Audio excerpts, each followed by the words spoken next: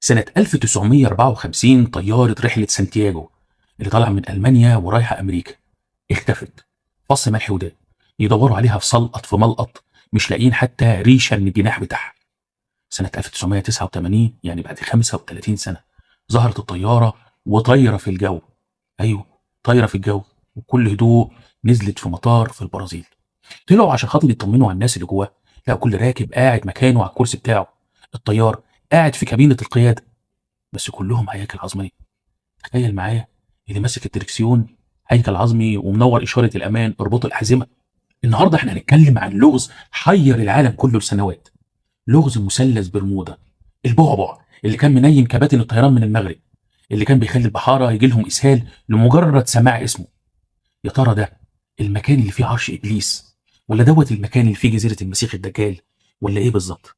النهارده أنا جاي أحلل لك لغز مثلث برمودا وأقول لك كلام محدش هيقوله لك غيري. بس الأول أهلا بيكم في خد نفس مع الدك. خد نفس عميق وتعالى لي. قبل أي كلام، سألت نفسك قبل كده ليه اتسمى مثلث برمودا؟ مكان مساحته تقريبا 1.5 مليون كيلو، يعني مساحته قد مساحة مصر تقريبا مرة ونص. ليه اتسمى مثلث برمودا؟ ليه مش مربع؟ مش دايرة مثلا تبقى دايرة برمودا؟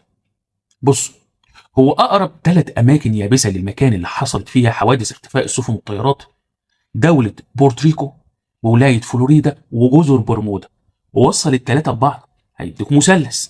تمام؟ بس احنا النهارده مش جايين نتكلم عن مثلث صغير ولا بقعة مية، ده احنا هنتكلم عن بلاعة كانت بتشفط الطائرات والسفن كأنك بتلعب GTA في وسط المحيط. نيجي بقى للجد. الرحلة 19 5 طيارات أمريكية حربية كانوا طالعين في مهمة تدريبية، اختفوا مرة واحدة. موبايل الباقي يا رب. المهم، قائد الرحلة تشارلز تايلور قال جملة جابت للعالم كله بانيك اتاك. المية بقت خضرة، لا لا لا لا ده بقت بيضة، أنا مش عارف أنا فين. وهوب، اتقطع عنهم الإرسال. المشكلة مش كده، المشكلة إن الطيارة اللي طلعت عشان خاطر تدور عليهم اختفت هي كمان. ربنا استجاب دعائنا تقريبا. ومن هنا بدأت النظريات. يعني مثلا قالوا إن دي فجوة زمنية، اللي يخش فيها بيطلع في زمن تاني، ممكن يطلع بقى في عصر الديناصورات، يطلع في العصر الحجري، يطلع في المستقبل واحنا لسه ما شفناهوش. دي تكهنات، لحد دلوقتي مفيش اثباتات علميه. انا بقول اللي هم بيقولوه مش اللي انا بقوله. اصل التفسيرات اللي انت تسمعها تفسيرات اغرب من الخيال اساسا. يعني مثلا في ناس قالت ان دي قاره اطلانتس الغرقانه، وان في اهرامات كريستال كبيره، الهرم الواحد فيها قد هرم خوفو 3 مرات، ودوت بيطلع ليزر ياخد الطيارات اللي طايره من فوق او السفن اللي ماشيه، يعني كسيستم دفاع كده بس اندر ووتر.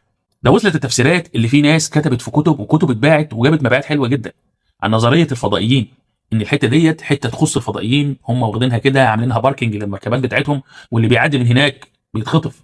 طب دي تفسيرات مفسرين الغرب. نيجي بقى لتفسيرات مفسرين العرب، ودي اللي كانت الجو معانا. ليه؟ لان الشعب العربي عموما والمصري خصوصا متدين بطبعه، مهما كان بعيد عن ربنا او مهما كان عاصي، اول ما يسمع قال الله او قال الرسول يقف انتباه. قالوا ايه؟ قالوا ان المكان دوت اللي فيه عرش ابليس، واعتمدوا على الحديث الصحيح اللي رواه مسلم ان ابليس يضع عرشه على الماء فيبعث سراياه، واقربهم منه منزله اعظمهم فتنه الى نهايه الحديث. الحديث صحيح ما نقدرش نتكلم فيه، بس مش هو تفسير اللي بيحصل عند مثلث برمودا، وهقول الكلام ده بعد كده. جت ناس تانية وقالت طالما مكان جوه الميه وفيه غموض يبقى دي جزيره المسيح الدجال. بس الناس دي ما قرتش جغرافيا، لان الصحابي اللي شاف المسيح الدجال واتكلم عنه، وبالمناسبه ده الصحابي الوحيد اللي سيدنا النبي عليه الصلاه والسلام روى عنه، يعني دايما الصحابه هم اللي بيرووا عن سيدنا النبي، ده بقى الوحيد اللي سيدنا النبي عليه الصلاه والسلام روى عنه. مش موضوعنا لان انا قلت انا مش شيخ ولا انا واعظ. المهم، الصحابي دوت كان تاه ناحيه الشرق، الجزيره ناحيه الغرب، فبرضه ما ينفعش نقول ان ده مكان المسيح الدجال. طب لما كل ده هكس، امال الحكايه دي بدات منين ووصلت لحد هنا ازاي؟ اقول لك انا يا سيدي. سنه 1974 كاتب اسمه تشارلز بريلتز، الراجل دوت عمل كتاب اسمه ذا برمودا تراينجل. الكتاب دوت باع اكتر من 20 مليون نسخه في سنه واحده.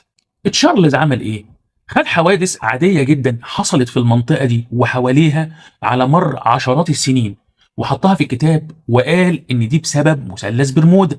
يعني طياره اتدمرت بسبب عاصفه، يقول لك اختفت في المثلث. سفينه غرقت بسبب خطا بشري، يقول لك بلعها المثلث. وهلم جرة.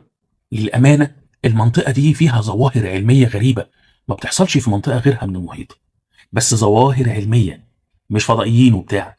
قاع المنطقة ديت فيها رواسب ميثان ضخمة. الميثان دوت لما يطلع مرة واحدة بيخلق فقاعات هائلة بتخلي كثافة المية تقل جدا، وهو دوت السبب الرئيسي في غرق السفن مرة واحدة. ولا جهاز انذار، ولا في حاجة غلط، ولا في خطأ تقني، ولا في خطأ بشري. هوب المية اللي تحت السفينة تبقى فقاعة، تبقى هواء، فالسفينة تنزل. ده غير الانحراف المغناطيسي بسبب برضو الاضطراب في قاع البحر. وزمان ما كانش فيه GPS، فكانت البوصلة هي كل حاجة. والانحراف دوت كان بيخلي البوصلة تنحرف 6 درجات. 6 درجات انحراف في البوصلة في البحر يوديك ورا الشمس، مش يتوهك بس. طب احنا هنروح بعيد ليه؟ شاهد شاهد من أهله. شركة لويدز اوف لندن دي شركة وظيفتها الرئيسية ان هي بتحسب الخطر بالارقام. والشركة ديت اتنشأت سنة 1688، يعني من 338 سنة. الشركة دي بتعمل ايه؟ بتأمن على السفن اللي بتنقل البضاعة في البحر عموما.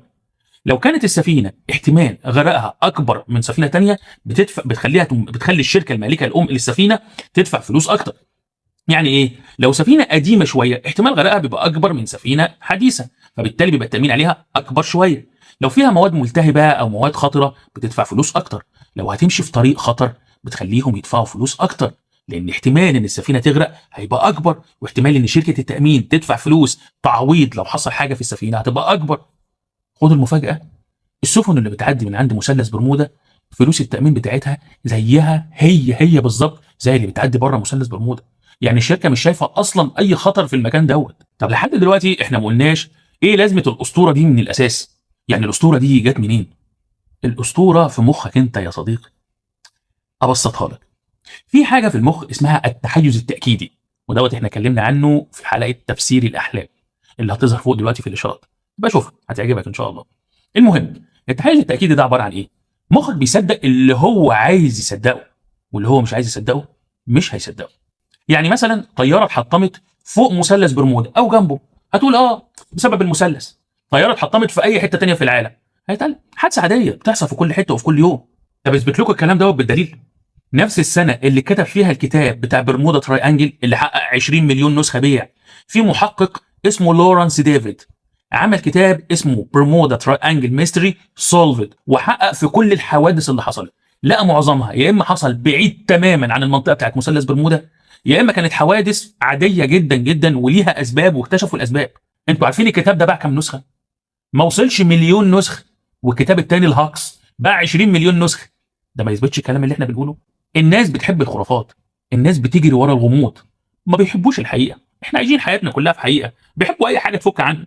من الاخر مخنا مصمم ان هو يشوف الانماط ويخلق روابط بينها حتى لو مفيش روابط، ويخلق قصص ويصدق الغريب اكتر من الحقيقي. وده اللي خلانا اذكى حيوان على وجه الارض. لو وصلت معايا لحد هنا يبقى اكيد الحلقه عجبتك. لو الحلقه عجبتك اعمل لايك واشترك في القناه وشير الحلقه، يمكن تعجب حد غيرك. وادعي لي بظهر الغيب. اشوفكم ان شاء الله الحلقه الجايه. سلام.